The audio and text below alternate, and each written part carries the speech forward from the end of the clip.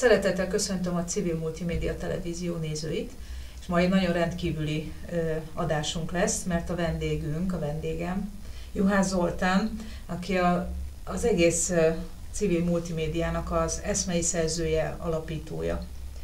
Viszont azt tudom rólad, nagyon keveset, de ezt tudom, hogy egy teljesen más területről indultál. Hát az a kérdés, hogy honnan jössz, és most mifelé tartasz?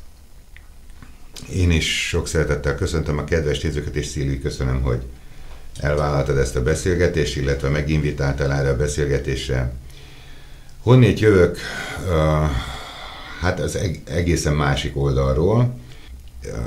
A felnőtt koromat vállalkozóként éltem meg, és hajtottam a sikert és ilyesmit, egész 2008-as pénzügyi válságig, amikor a legutolsó vállalkozásom tönkrement a pénzügyi válság okán, és akkor odahagytam ezt a világot, és visszavonultam, mondjuk úgy remetének fotóztam, alkalmi munkákat végeztem, ami biztosított annyi jövedelmet, amire nekem szükségem volt, és azt gondoltam, hogy az életem hátra lévő részét már ilyen békességben, nyugalomban fogom tölteni, és nem álmodtam semmiféle újabb elfoglaltságról és ilyen hajtásról, mint amiben most végül is kerültem. Egy picit visszamennék a fotográfiára, mert ugye az egy alkotó tevékenységed volt, hogy most tulajdonképpen tehát művészi fotográfusnak tartod magad, voltak kiállításaid, vannak albumaid, interneten meg lehet nézni az alkotásaidat, képeidet, gondolom, ugye? Ez egy nagyon érdekes dolog, hogy mikor lesz az ember művész. Gyerekkoromban nagyon szerettem rajzolni, próbáltam kis plastikákat is csinálni, sőt az általános iskola befejezése után a tanárom, az osztályfőnököm mindenképp azt javasolt, hogy képzőművészeti pályára menjek, tehát biztos valami kis érzékem volt hozzá, de édesanyám közölte velem, hogy kisfiam, a művészeknek bizonytalan megélhetés, szakmát kell, hogy tanuljál. Így aztán oda lett a művészi vágyakozásom, és ez úgy el is titkolódott, hiszen a felnőtt élet, ugye család, gyerekek, és eltűnt az életemből mindenféle ilyen. Időnként került a kezembe valami papír, ceruza. Mondjuk, ahogy visszagondolok, a katonaságnál ott jól éltem belőle, mert ki tudtam hagyni az esti takarítást, mert az öreg katonákat kellett lerajzolgatni. És amikor volt most 2008-ban ez az utolsó vállalkozásom, és odahagytam ezt a világot, valahogy a kezembe került egy fényképezőgép. Nem tudom hogyan, és ezeket elkezdtem csattogtatni, és tetszett a kép, és egyszer csak megmutattam valakinek, akiről azt gondoltam, hogy ért hozzá, hogy hát mit szól a képeimhez, és azt mondta, hogy nagyon jók. Tehát kitettem a képeimet internetre, és voltak köszönő levelek, hogy milyen szép a képe, meg milyen jó fotós vagyok, és ez nekem nagyon bonyolult lett hirtelen, és kérdezgettem ismerősöket, hogy mikor lesz valaki művész, mert aki elvégez egy főiskolát, nem? Az egyszerű, hogy ő neki papírja van róla. Színművész, vagy képzőművész, igaz? De hát én nem végeztem el ilyen iskolát, és mégis idegenek elkezdték mondani. Egy kiállításom volt összesen Szentendrén, azt sem én szerveztem, gyakorlatilag a baráti köröm erőszakolta rám, hogy már pedig kell, hogy legyen egy kiállításod, amit elég nehezen éltem meg, bár akik a kiállítást megnézték, azoknak persze tetszettek ezek a képek, és a vendégkönyvben nagyon szépeket írtak be, de engem ez nem hajtott ez a vágy, hogy én most fotóművész legyek. Kaptam rengeteg tippet, hogy hova kellene jelentkeznem, milyen pályázatokra, meg hogy kellene ezt tovább szervezni az életemet, de ez engem nem érdekelt. Engem az érdekel, hogy ha készítek egy fotót, az nekem milyen élményt ad. Amikor elkészül a kép, mert ez egy révület, amíg ez készül, és amikor elkészül a kép, akkor az a születés pillanata, akkor született meg. egyszer csak felébredek, és azt mondom, hogy hű, de jó lett. És akkor egy ilyen melegség önt el. Ha utána aztán papírra is kerül ez a kép, akkor ölt testet, és amikor esetleg be is keretezik, és kiteszik a falra, akkor megkezdi a földi pályafutását, hiszen akkor már fizikai létezése van a képnek. Az történt... Itt kezdődik a művészet egyébként. Valahol, hogyha határt szeretnék találni, akkor valahol itt, és a másik oldala pedig, hogy akkor a közönség, meg aki látja a képedet, ő hogy reagál, megérzi-e azt, amit te a képen keresztül közölni akarsz vele, és ha megérzi, akkor nagyon jó úton van a művész. Hát tudja adni az érzéseket, gondolatokat a képein keresztül. Te ezt megérezted ezek szerint? Igen, és az történt, hogy ezt a pillanatot, hogy mikor elkészül egy ilyen kép, ez a csoda, ezt egyre inkább elkezdtem vágyni, ezt az élményt, ezt a születési pillanatot, és ez rengeteg motivációt adott. Időközben ebben a csendes pár évben hozzájutottam egy zongorához, és mivel gyerekkoromban tanultam zongorázni, így a fotózás mellett a zongora billentyűket is elkezdtem nyúzni, és ott is megadatott a zenében is, hogy egyszer csak olyan dallamok kezdtek jönni a zongora húrjairól, amik ott születtek abban a pillanatban, és ezek... És ott is ezt éltem meg, hogy csak bámultam, hogy honnét jönnek ezek, valahonnét belőlem jöttek, vagy valamilyen felső vezetéssel, de lényeg az, hogy ez egy csodálatos pillanat. Az arszpoetikám ezért lett ez a Gárdonyi idézet, hogy idővel emberül való éléshez jut minden ember. Mindenki zenét szerez, rajzol vagy fest, mert mindenkiben ott van a képesség, ha többre nem, hogy a saját lelkét gyönyörködtesse vele. Írta ezt Gárdonyi most már több mint 100 évvel ezelőtt, hát remélem, hogy közelében vagyunk már annak a kornak, amikor tényleg minden ember figyelhet arra a képességre, amivel ő rendelkezik. Nagyon szépen kifejezted, csodálatos. Mondhatjuk azt, hogy ez a korszakod, ez a művészetek felé forduló időszakod, ez előzménye ennek, hogy most tévéstúdiót hoztál létre és vezetsz, és tehát, hogy látsz valami összefüggést a kettő között? Hát ha visszatekintek, akkor mint az egész életpályám azért alakult volna úgy, ahogy alakult, hogy most tudjam segíteni annak a civil médiának a felépülését, amit én azt gondolom, hogy ez a társadalom nagyon vár, de legalábbis szükséges lenne. Az, hogy több mint 25 éven keresztül vállalkozó voltam, és vállalkozóként irányítottam szervezeteket, illetve embereknek kellett a munkájukat meghatározni, célorientált működést kellett vinni, szervezni, folyamatokat, helyet kellett keresni, szakmai feladatokra kellett bontani, ez egy nagyon fontos tapasztalati anyag.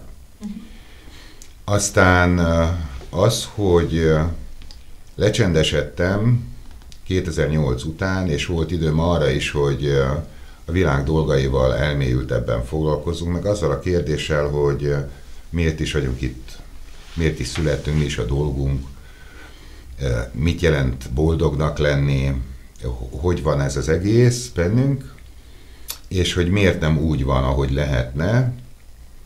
Ez egyszer csak tettekre sarkalt, és ehhez bizony kellett ez a fotózás, kellett ez a zenélgetés, ez a nyugalmi állapot, és egyszer csak azt vettem észre, hogy újból tanulok, most már a fotózás mellett a mozgókép, szerkesztést, vágást, annak a csinyát, pinnyát, és egyszer csak elkezdtem csinálni saját magam felvételeket, videófelvételeket, és szépen lassan meg kellett tanulni mindazt, ami egy ilyen tévéstúdiónak a vezetéséhez vagy felépítéséhez kell.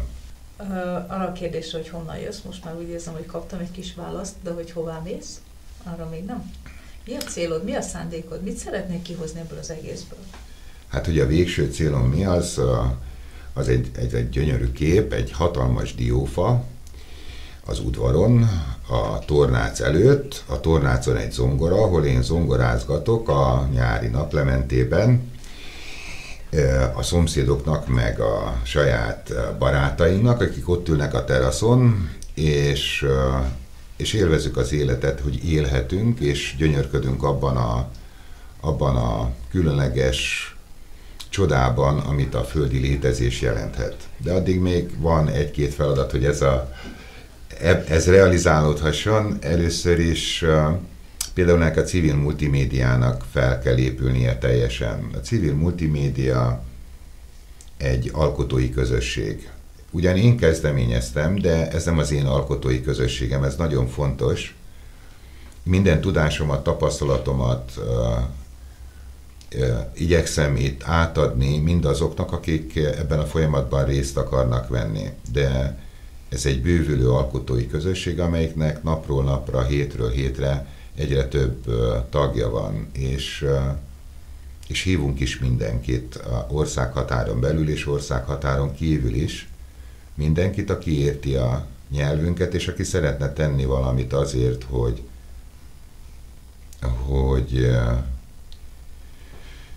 hogy gyerekeinknek, vagy akár a mi életünk is már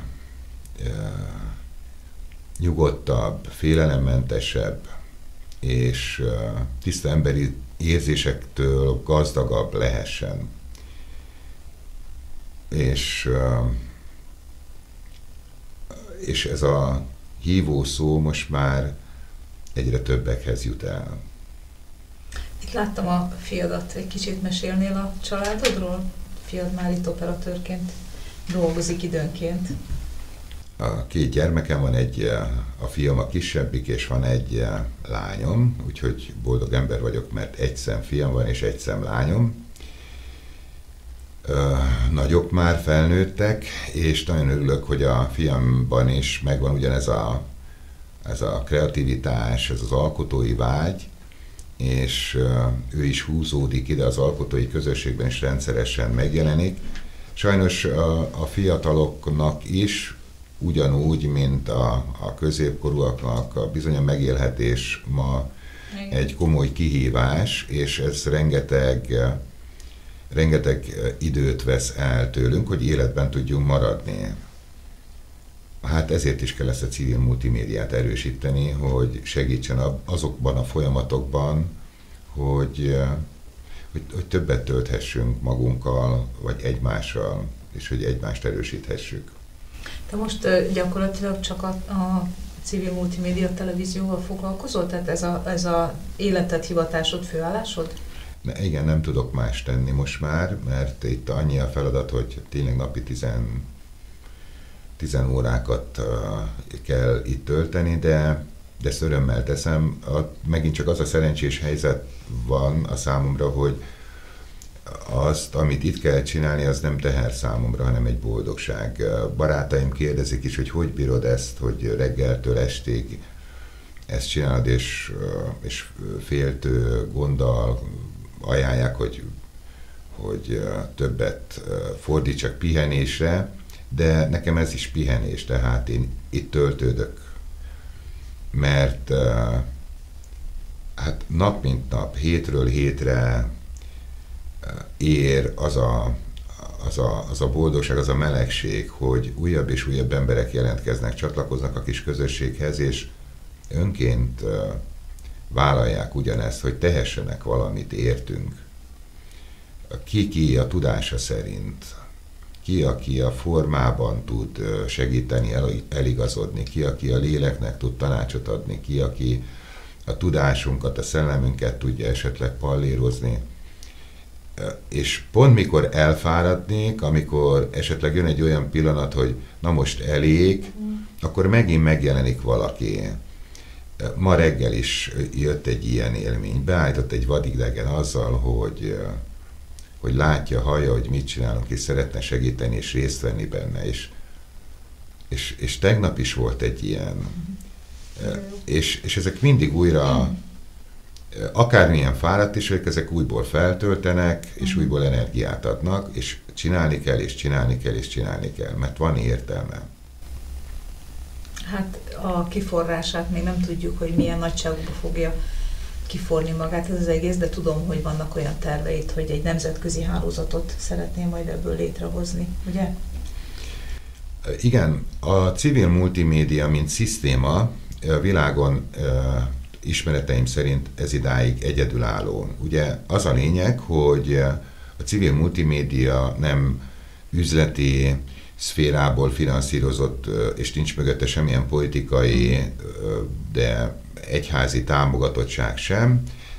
Gyakorlatilag a társadalom televíziója kíván lenni, ez pedig úgy épül fel, hogy egyrészt a társadalomtól várja a finanszírozást, ezért a keret az egy non-profit vállalkozás, jogi személyiség, és tehát önkéntes adományokból van a bevételünk, amelyik a munkát, vagy az eszközök beszerzését esetleg fenntartja, de nem csak a pénzt adja a társadalom, hanem a témát is.